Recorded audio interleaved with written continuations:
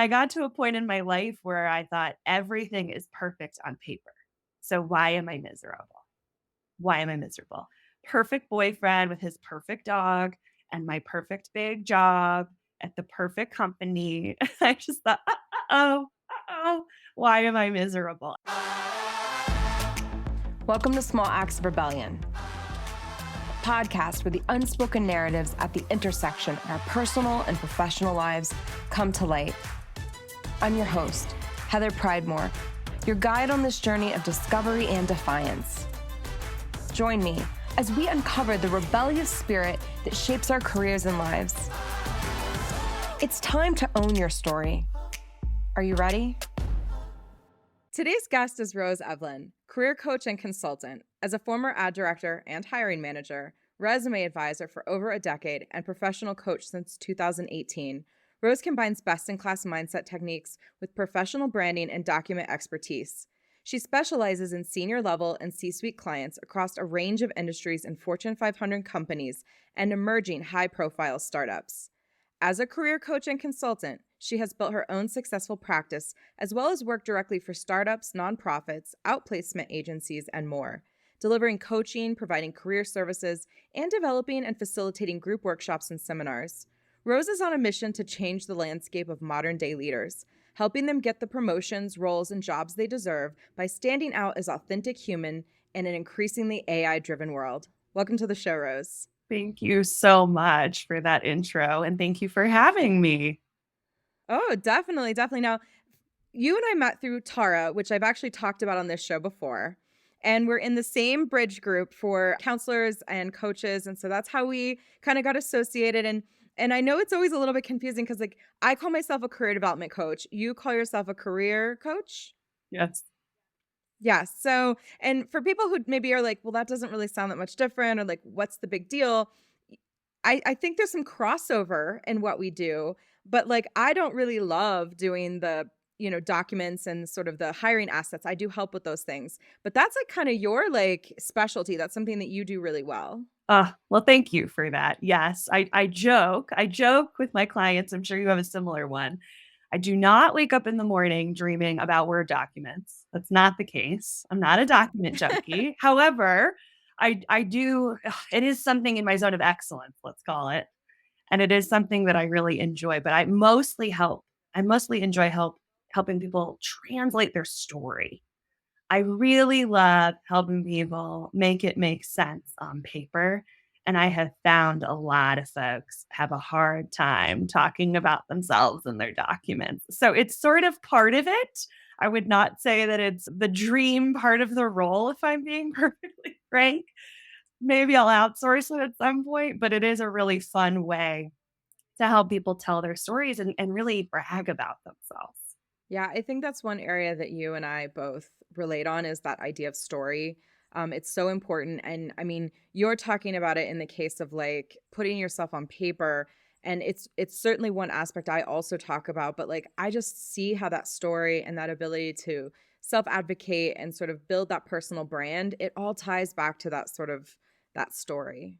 That's exactly it, and people have a really hard time with that, especially when they're looking for a job.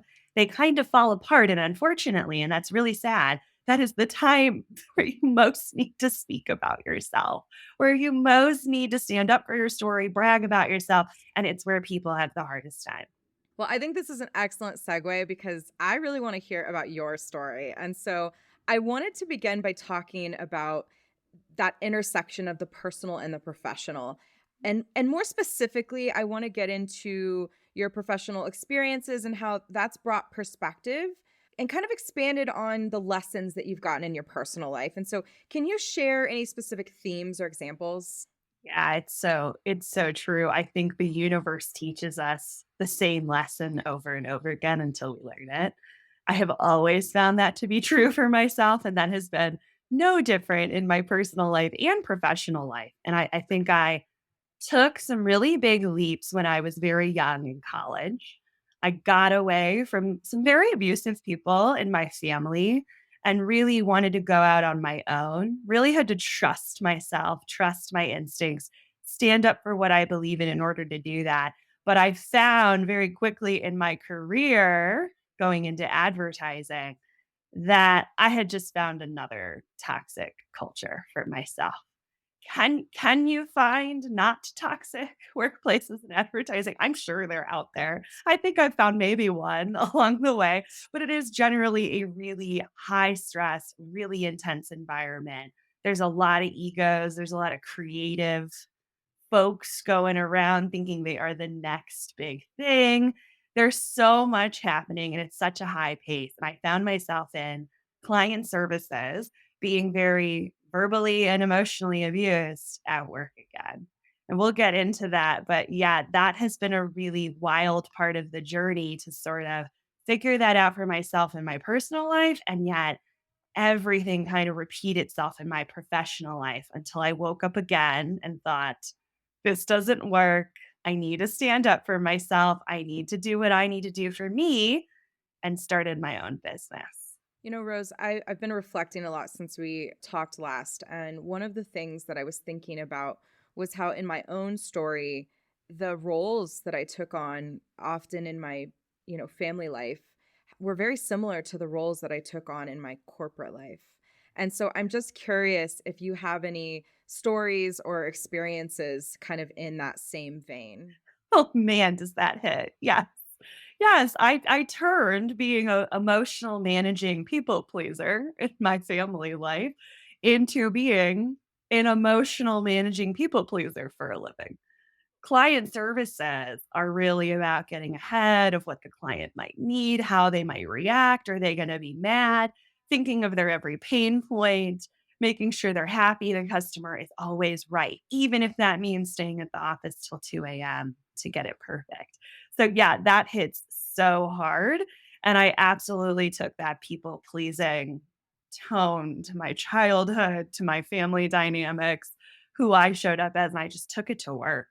It's like bring your own what is it? Bring your daughter to work day. I brought my own childhood trauma to work.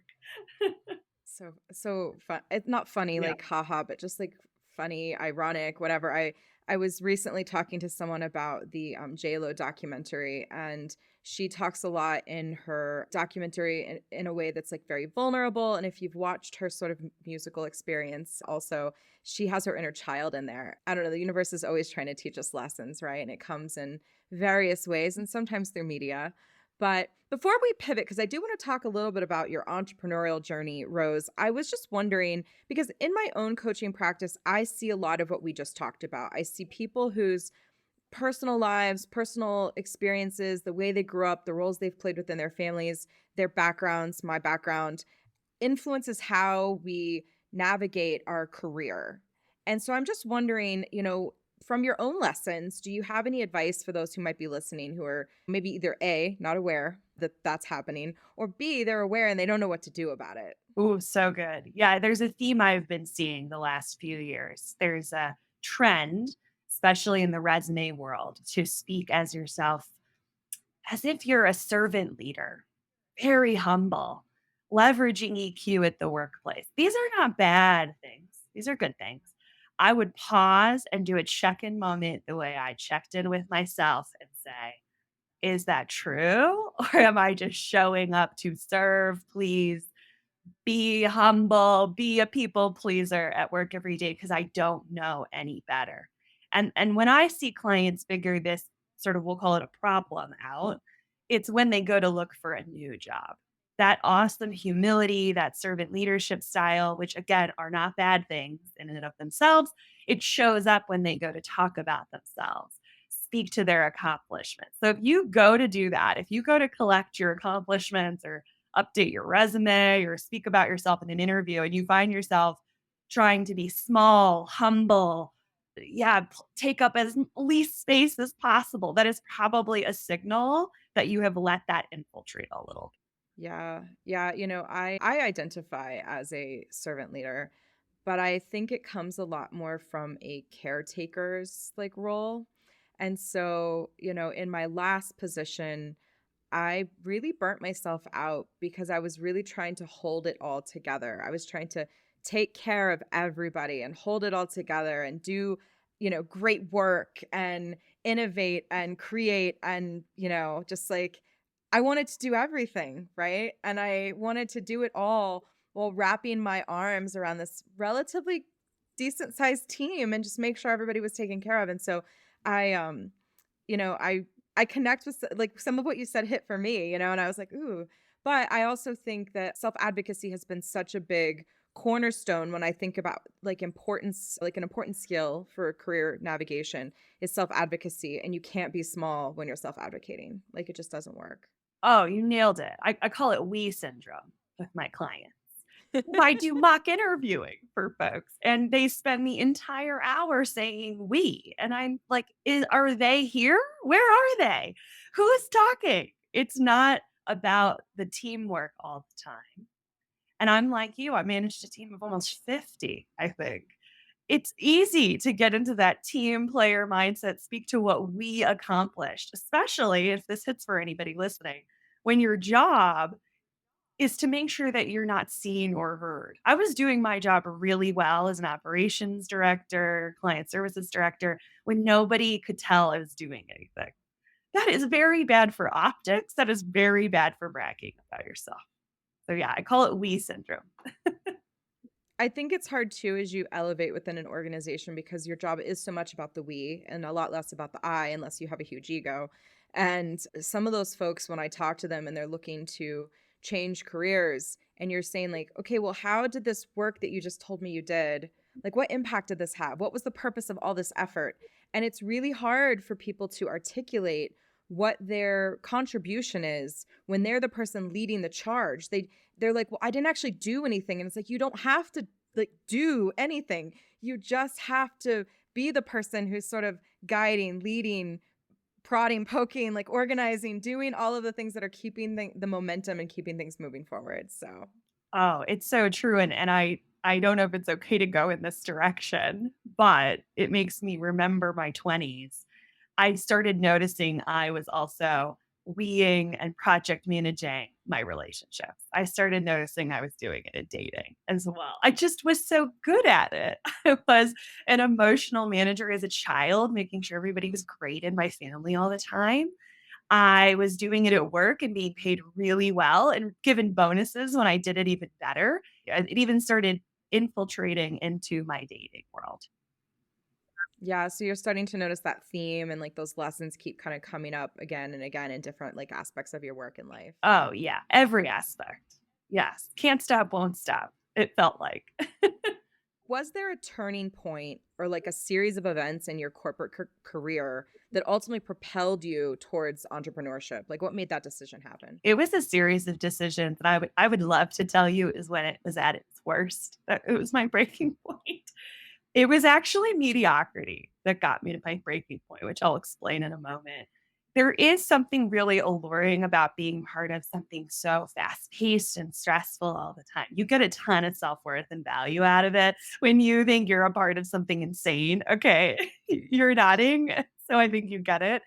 And so I actually really dug in my heels when it was at its worst, and I had a lot of really intense situations occur at work. I've been straight up called out in a meeting and told I was stupid in front of a conference room of people. Narrator voice, "I'm not stupid." I can endorse that you are not stupid. I got something thrown at me in a meeting, and when I went to HR, they said, "Well, is it as big as a chair?" And I said, "No." And they said, "Well, your boss had a chair thrown at them last week, so it's not as big of a deal." And everything in between, gossiping, bad behavior at work, so much drinking at work. I mean, it was basically Mad Men. I think one of the offices, they did drugs every day in the afternoon. You had to try to stay away from that if you just wanted to get your work done. If you were somebody who wanted to leave at a normal time and go home to their family, you were a huge loser and you were not going to get ahead. You were going to stay very stuck. So I kind of went the opposite direction. I stayed really late. I stayed above the fray in some ways, but not in all ways. And I really just tried to get as much of the work done as I could and keep everybody happy. I think the only time I got yelled at was I was told I had hit a seniority level where I could go home at night and leave the team there till 2 a.m. and they could spend an extra few hours scanning things that this is before virtual work. I'm really dating myself, but scanning things in, sending them to me over text. And I was told if they had to stay there till 4 a.m., that was okay for me to go home at 9 because I was the boss and I had earned that right. And I remember thinking, this is odd. This is not cool. This feels, I think once the chain of abuse hits you and it's your time to dole it out, you have a check in moment sometimes and go, oh, I think I might now be part of the problem. I don't know if this hits for you, but I think when it's just me, I know my tolerance is high, or at the time I knew it was really high. But when it's time for me to do it, that was really a big moment of, oh, I think something's a little off here, a little wrong. Just you brought up a story for me, Rose, and I don't know if this like completely aligns, but I was working for this company and I was one of two women on the entire leadership team. So we had this manager retreat. And so imagine like a big conference table and it's like all men and then me and like one other woman. And we're having this meeting and I had been preparing for weeks. At the time I was overseeing marketing and I had been preparing for weeks and I had this whole presentation. And then we got there and I couldn't actually show the presentation. So I was going to have to talk through my ideas. And I start talking. And, now after like, I'm going to call this trauma, after the trauma, I actually don't even remember anymore what I was saying. But whatever it was triggered the man to my left. And he started screaming at me. And then other people joined in. And it took everything I had not to cry. Like all the muscles in my body were like tensed up. I was like holding back the tears. And there was someone sitting across the table from me. And he told me later, he's like, I couldn't even look at you because he's like, I could just tell, like, you were having these like feelings. I held it together through all the screaming. The boss eventually stepped in and said, cut it out. And as soon as that meeting was over, which was like an hour later after this happened, the doors opened and I start walking down the hall because we're at a hotel and I just start crying, but I'm trying to walk faster than everyone so they can't see that I'm crying. And I get back to my room where my husband and my daughter are, and I'm like hyperventilating. And my husband's like, you just need to quit. And I was like, I can't quit. And I stayed. I stayed for probably at least another year. But that was the point. That was my point when I realized it was time to start thinking about what came next. But I wasn't ready then to make that change. And so I stayed for at least another year after that experience. But I carried it with me for a really long time, Rose. And like when I started my career, my job after that, and I was sort of rising through the ranks, there was always that like memory in the back of my head whenever I was in situations where I was in a meeting where I was the only female with a bunch of men trying to make decisions. And I don't know that, like, I don't know why your story just kind of brought that memory back up, but it totally did. I've never had a chair or anything thrown at me, but I did have a group of men like screaming at me. And I also have some experiences from my childhood of people screaming. And so it's a little bit triggering, right? To be in that environment and to have that thing happen. So I don't know. I thought I'd just share. Oh, yeah. Well, and I remember that I was starting to learn some tools later in my 20s. So I was in therapy. In fact, I realized half my team was in therapy for work, which is a whole other problem. And I remember learning tools. I remember learning more about boundaries. And so I'm starting to shift. I'm starting to change and evolve, but nobody else around me is. And different, but similar to your story, I made some very toxic grown men cry at work.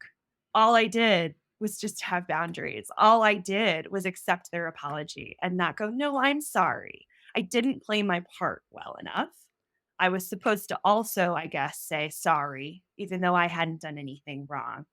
And I remember just accepting their apology, two different men, two different jobs, and they bawled like babies. But you're supposed to like me, and why don't you like me? And everybody else on the team likes me. And I'm just like, I didn't sign up for this. What are we talking about? You were horrible to me at work. You apologized, as you should. Pretty sure HR made you do it. I've accepted your apology. Let's move on. When's the next meeting? So that was really interesting to see that tide start to turn a little bit. And I think that's what, again, I don't think it was necessarily the bad behavior, but it was some of the mediocrity I started having less tolerance for.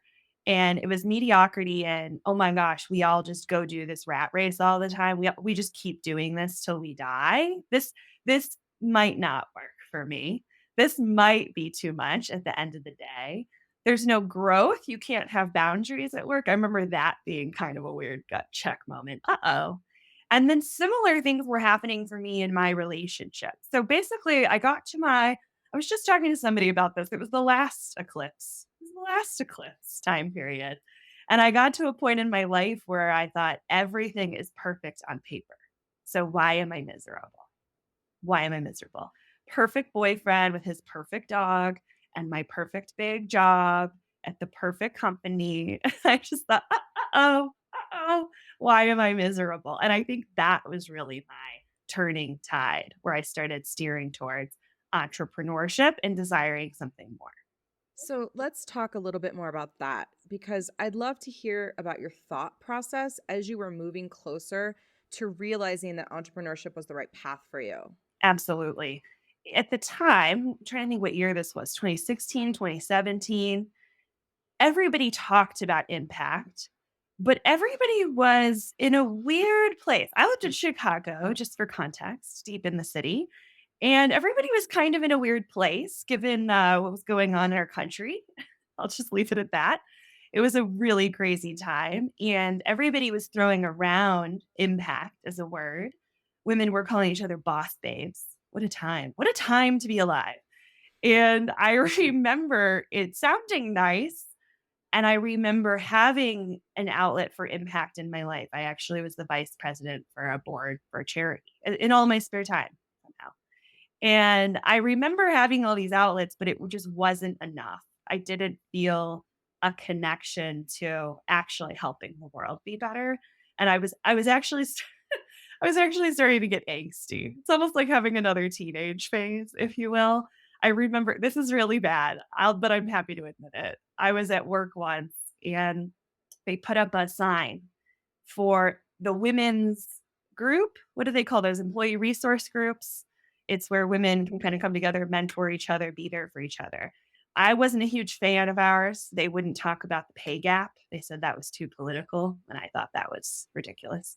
So I wasn't a huge fan, and they put up a poster in the office, and it was this month's women's group is going to be a panel by all men telling you how to rise up within the workplace. And I'm not proud of this. I did rip it down.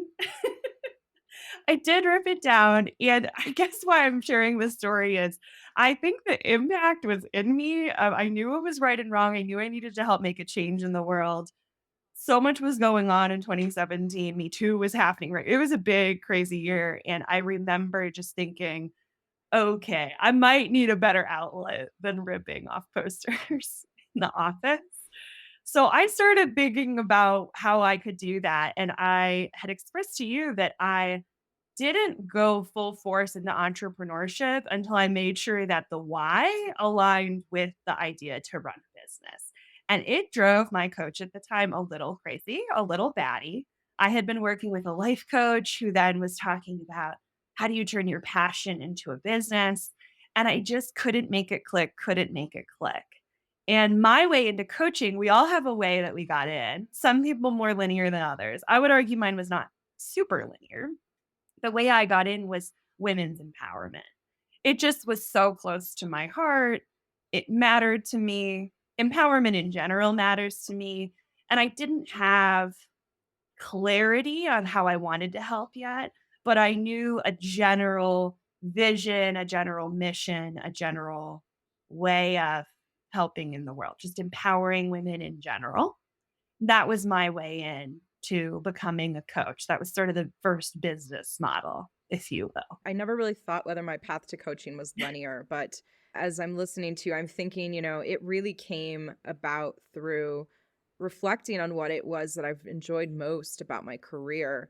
And I've always really enjoyed developing people. I've been a mentor, I've been a mentee, I'm a big fan of continuous learning. And so after I started working with my executive coach, when I was thinking about making a career change, I realized that I wanted to be doing a lot of what she was doing. And so I remember we were like 11 sessions in or something to my 12 or whatever session package. I was like, I don't want to do this. Like, I don't want to apply for jobs. I don't want to interview. Like, I don't want to do any of this work. Like, it was work that I had always done. I was very capable of doing the work, But I would read these job descriptions, and to your point, it was like mediocrity. I was like, "Do I really wanna spend the rest of my life doing this? Like, really?" And I didn't. I didn't wanna do that, and it wasn't the first time for me that I'd thought about entrepreneurship, but I think I was too afraid. I wasn't really ready the first time, and it took another 6.5 years of, like, corporate to get me into a position where I felt like I had the confidence and all the tools necessary to be successful as an entrepreneur. Oh, yes. I absolutely eased in. I side hustled it all the way. Because I found myself in these mastermind groups, these coaching groups, as the only woman who already had a whole career. And I'm not knocking anybody's choices or anything like that. That just was the case in the specific groups I was in. I'm sure I could have found other groups. That's just not what I had found at the time. And so I had a hard time with folks going, "You just started, dedicate every hour to this, go all in on your business." I was like, "This is a hobby until it's not. I'm going to try this and see what works." And it was very unpopular at the time. Again, we're talking boss babe days, and it was unpopular at the time to say, "No, I found a better job that actually ends at 5 PM. Now I'm gonna have time for my side hustle. I will juggle both. I will see how it works." But I'm so glad I did it that way. I'm more of a tester. I'm more of a person who doesn't dive all the way in all the time. I like to see how things are working, and I'm so glad I had that luxury and privilege to be able to just side hustle it and have a full-time job on top of it. I recognize what a blessing that is. One of the things I tried, I think you'll get a kick out of this.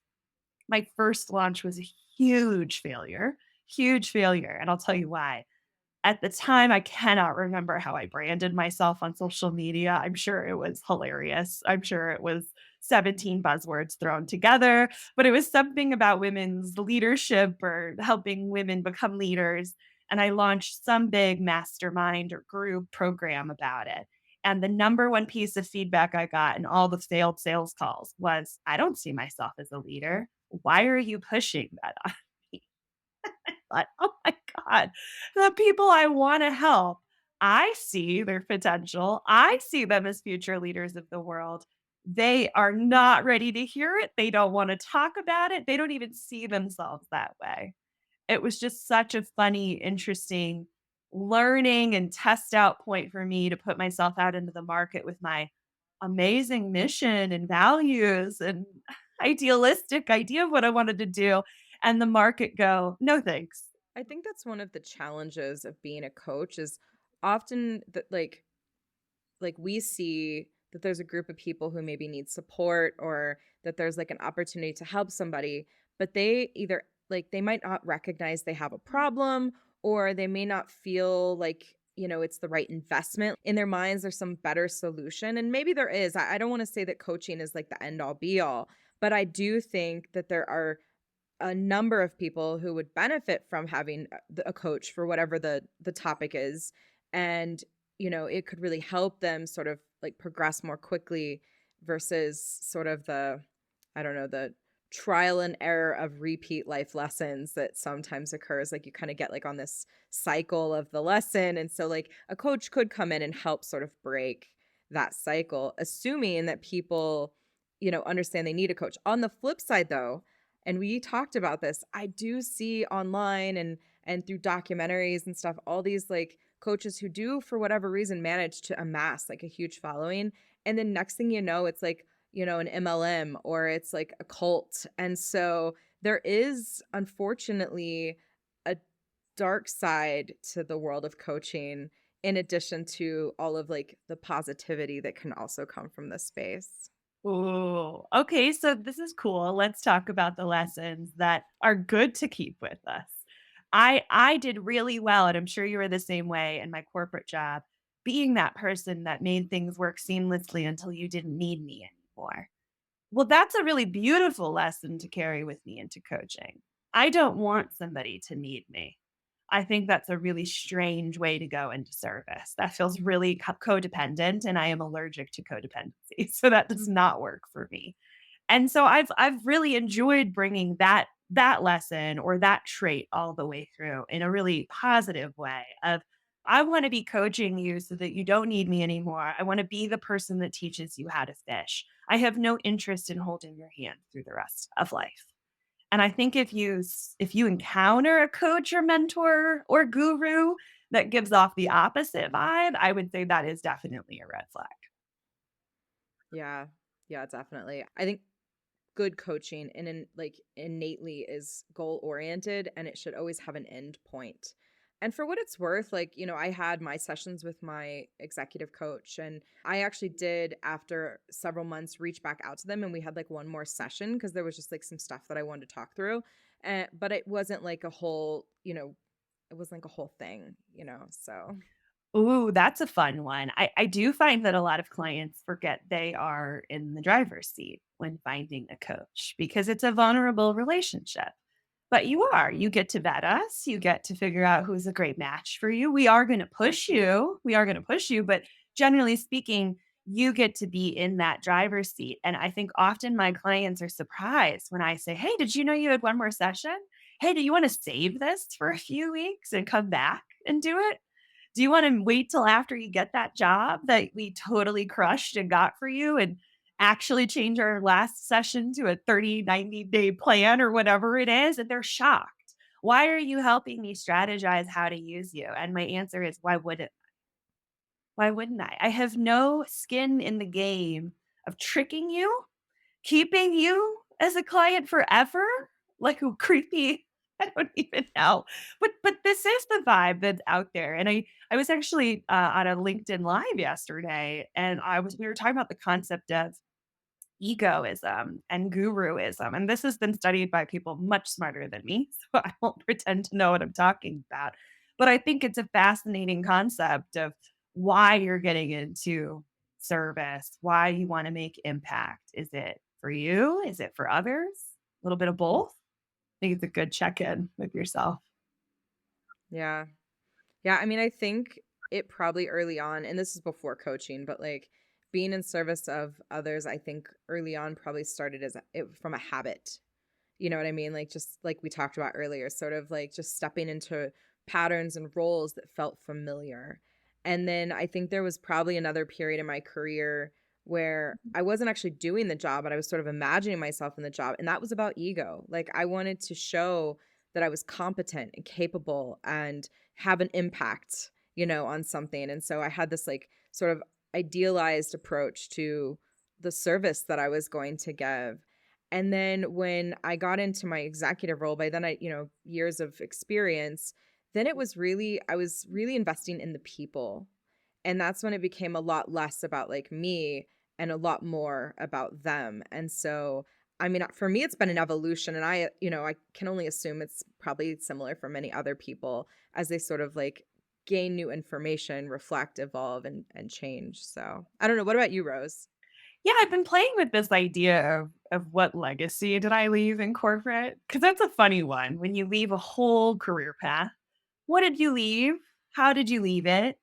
Did you leave it better than you found it? I think it's interesting. That's not required of us, but I think it's interesting to reflect back on. And you're reminding me that when I left, it would have been very easy to go scorched earth. I had enough angst and anger in me, if I'm being quite frank. I really didn't. I left and just took everybody up with me as I left. I helped the people who were reporting to me just take my job and take my salary. I helped them position themselves for better roles. I helped people get on new teams before I left that were better suited for them. And it was fun to go, there's got to be a better word for that, but it was fun to go scorched earth in a good way of who can I just bring up with me as I leave because I do not care at all. I am not tied to the ego of this job, this title, because I am leaving for a fully different life. One thing that's interesting, and this probably is maybe a little bit of the ego side, Rose, and I don't know where this conversation's going yet, but I recall that there were times that I actually did things for people, and to this day they still don't know how much I put my neck on the line to ensure either, I don't know, promotion or even job security. I mean, I can remember one experience where I had inherited a team, and there was one person on the team who had been, I don't know, kind of cast on an island. and not really nurtured, not really cared for, not really coached or mentored. And HR came to me after several months and they're like, "Well, why don't you just get rid of that person?" And I was like, "I'm not getting rid of that person. It's not fair to that person that the leadership before me didn't take care of them."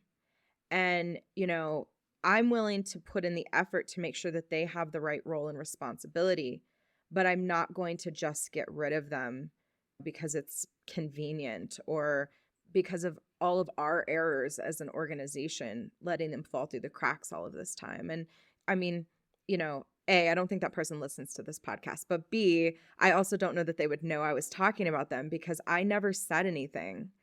But I do know that if that had not gone well, it would have been my job and not, theirs. So, I mean, I was prepared for whatever came. I felt confident in my decision. Yes. You're reminding me of all these stories that I will admit I have kind of forgotten about, maybe on purpose. And Yeah, no, that was a mental block. there was one gal we had to let go of. It was not up to me, but I had to. This was horrible. I had to help let her go. So it was not up to me. I was not allowed to decide. It was something that I had to be in the room for. And it was horrible. I had to fly. I was already in Manhattan or something, fly to Manhattan for something else, go to the office and just be there to physically escort this gal out the building in the middle of New York. And it was one of the worst experiences of my life because the reason we were letting her go was because nobody knew how to advocate for her. She didn't know how to advocate for herself. And her problem was, get ready for this one, full circle. She was helping everyone else out at the office. So she wasn't always getting all of her work done on time because she couldn't say no to people. She was just the person who said yes to everybody. And so if you're listening to this and thinking, uh-oh, that's who I am in my family, is it bleeding into work? It might, and we had to let her Yeah. go for it. And I remember after that really trying to get ahead of that because I realized how fickle and how cutthroat my industry and company were. And so any future direct reports, they will tell you if they're listening, they know this. I said in every review and said, uh-oh, guess you're a flight risk. Too bad you're looking. I let our boss know and we have to give you a raise now. And they would just sit there like, what are you talking about? And I go, you good with this or you're not good with this? And they go, I'm good with this. Cause I just couldn't let that happen to somebody again, knowing it was just someone trying to be so helpful, so kind, so supportive in an environment that just chewed her up and spit her out. Gosh, I can relate with so much of what you just said. And we could probably have an entire episode just about like situations where people get let go and like navigating, reviews and all of that. I mean, so many interesting topics packed in there. But I do want to sort of move to the next sort of phase of our discussion, Rose. And so I really want to know, when you look back, which experiences do you believe have been the most influential in shaping your approach to both your work and your life, kind of in general? Yeah, such a good question. I was always an old soul. I'm sure you can relate to this.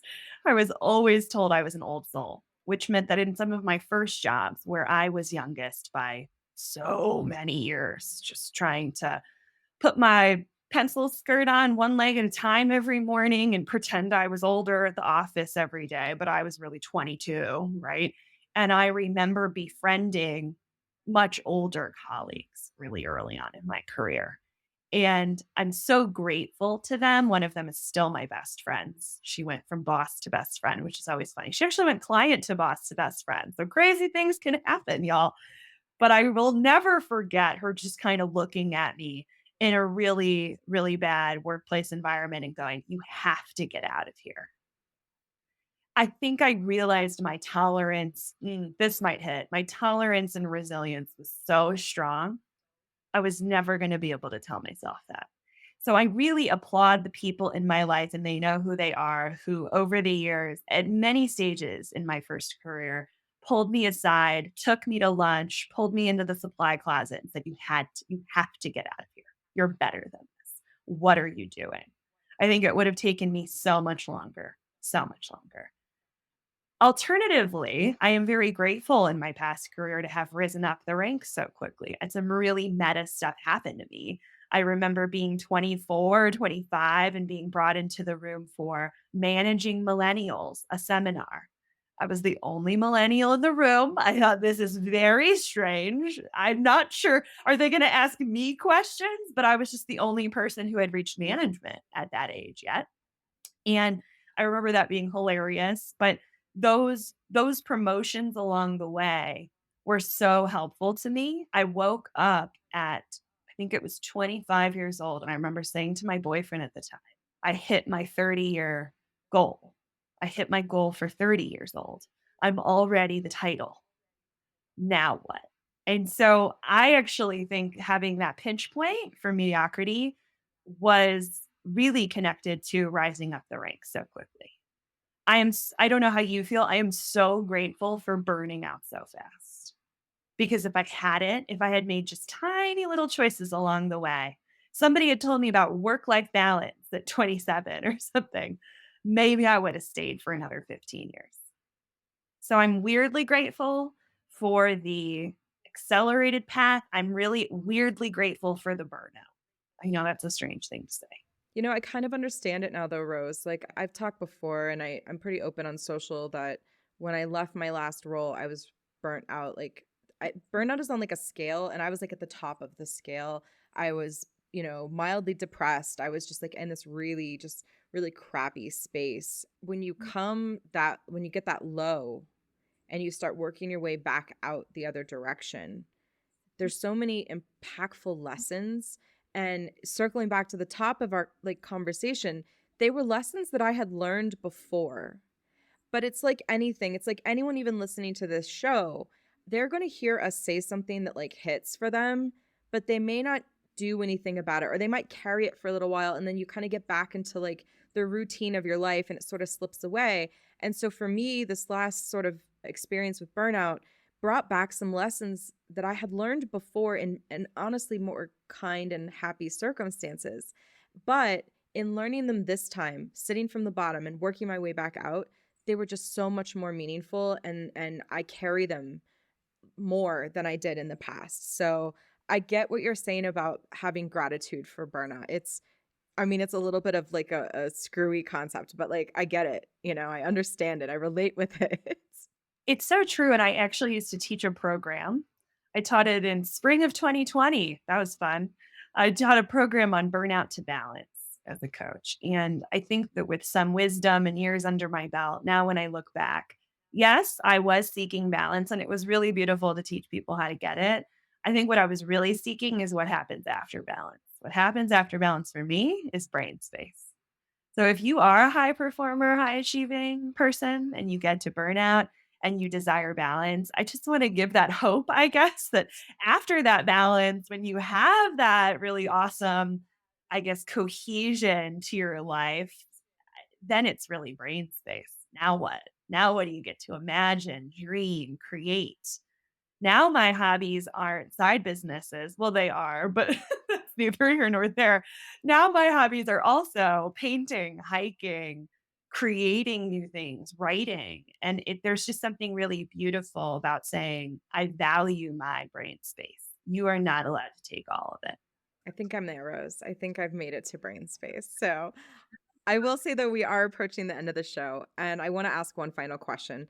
If someone said this was way too long, I did not listen, what is like the one thing you'd want them to take away from this conversation? I think I'd want them to take away that those lessons, those nudges along the way are what change your path and guide your path. And that's amazing. But it is so human to have those. And sometimes those learned experiences end up coming back, as callbacks almost in our life in the most beautiful ways. That's lovely, Rose. Thank you so much. It was lovely having you on the show. Thank you. If you enjoyed this episode and are seeking to redefine success on your own terms, subscribe to Small Acts of Rebellion and join a community that celebrates authenticity and personal growth.